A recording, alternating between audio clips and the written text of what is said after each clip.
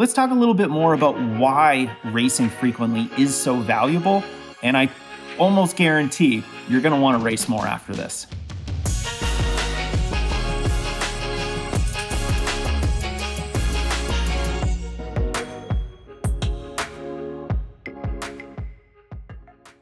I've run a lot of races. Now, it should come no surprise, I've been running for 27 years, so of course I've run a lot of races. Now, the interesting part is that most of the racing I did in my running career was way before I got most of these medals.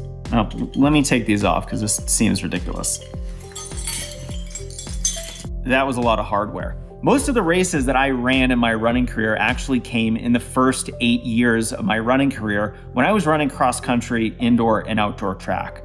And I pulled out one of my old training logs and I looked at the number of races I ran in a year, and I estimate about 36 races per year for 8 years straight. That means over the course of those 8 years, I ran nearly 300 races.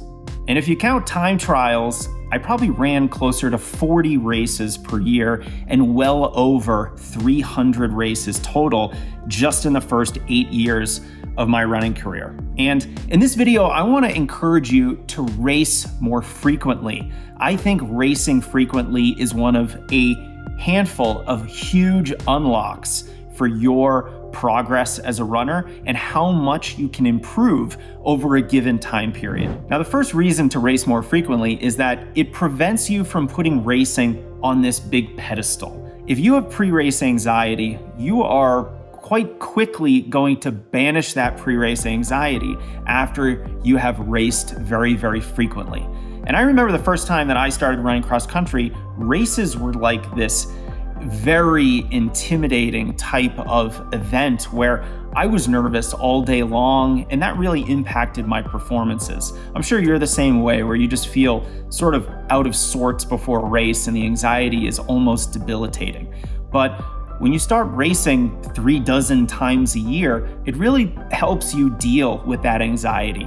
You start thinking of racing as nothing more than the logical extension of all the workouts that you've been doing. It becomes something that is normal. And I think if we can normalize running a race as hard as we can, that's gonna do us a lot of good.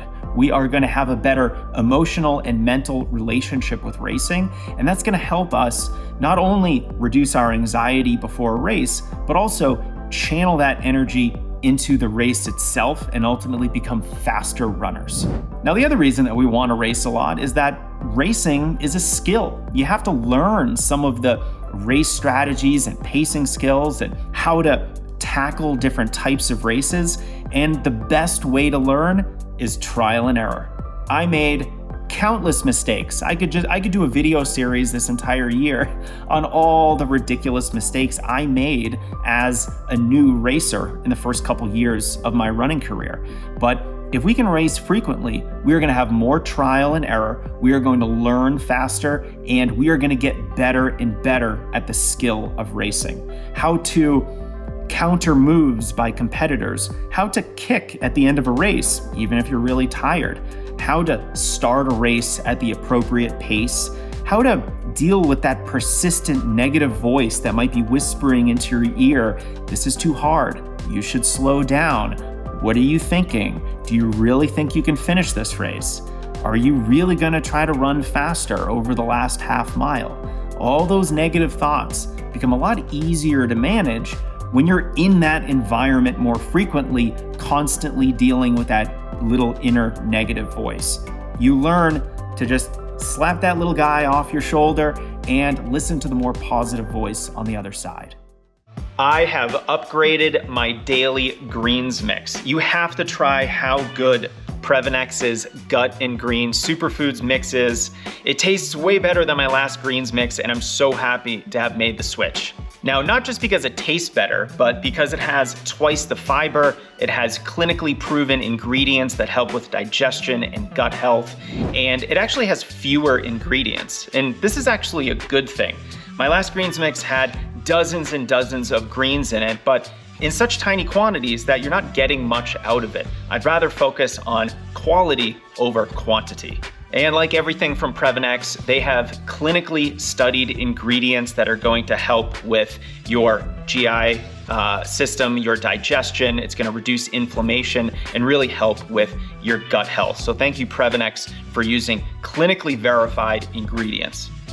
You got to check out their amazing apple flavor on Previnex.com. And if you want 20% off, use code JASONGREENS. And by the way, for every order, Previnex donates a bottle of multivitamins to kids in need. So thank you, Previnex.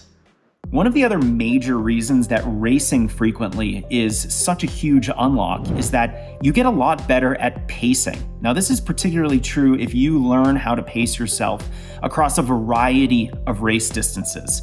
So if you're someone who only likes to race the half marathon, we've got to broaden the scope of things so that you can learn this incredible skill. Because when you get good at pacing an 800, a mile, a 2 mile, a 5K, an 8K, a 10K, the half marathon, the marathon, all of a sudden you can pace yourself incredibly precisely. And I want to show you an example. This is a list of splits from an 8-kilometer tempo run that I did on the track on August 25th, 2006. So yeah, this is old school. I didn't have a GPS watch. This was a track workout, and my sister took these splits. I'll let you look at these, and you can pause the video on these splits. All of these splits were within 3 seconds of each other, and my goal was to run evenly.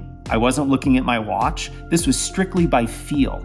Only after running nearly 300 races, this is right after my college career, was I able to do something like this. I look at this and, the actual splits aren't that meaningful. It doesn't matter if I was running, in this case, between 5:20 and 5:30 mile pace. What really matters is the fact that each individual quarter mile segment was no more than 2 seconds faster than any other quarter mile segment. So not only were the miles very, very even, but even within the mile, the pacing was very even. This is learned through very frequent racing. Now, I mentioned trial and error, and here is another incredibly valuable reason to race more frequently, because I think we've all had those races where we've made kind of a stupid decision. We made a mistake. We either forget to do something, we don't fuel properly, we do a different warm-up than what we're used to. Maybe we go out a little bit too fast, or we start a little bit too slow. Maybe we have someone that we love to run with and they speed up ahead of us and we let them go, later realizing that might have been a mistake. There's literally 1,000,001 ways in which we can learn from our races. And that can be pacing, that can be strategy, and that can change from race distance to race distance. What you do in an 800 is going to be very different than what you do in a 10K, which is going to be very different than what you do in a marathon, for example.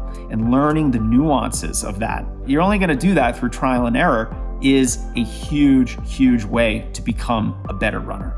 Let's learn from those mistakes, embrace those mistakes as learning opportunities, and then you are just going to become much more competent at any race distance. So let's consider that the average adult runner might race 4 to 6 times a year, rather than the couple dozen times that I did when I was growing up in the sport. How do you combat pre-race anxiety if you're really almost never in a pre-race situation? How do you learn from your mistakes if you never give yourself the opportunity to make those mistakes in the first place? How is it possible for you to get good at racing competency and strategy and pacing if you're never in that environment to do it in the first place? So this video is simply encouragement for you to race more frequently. Now, this doesn't mean racing a lot of ultra marathons and marathons where it can be hard to learn pacing.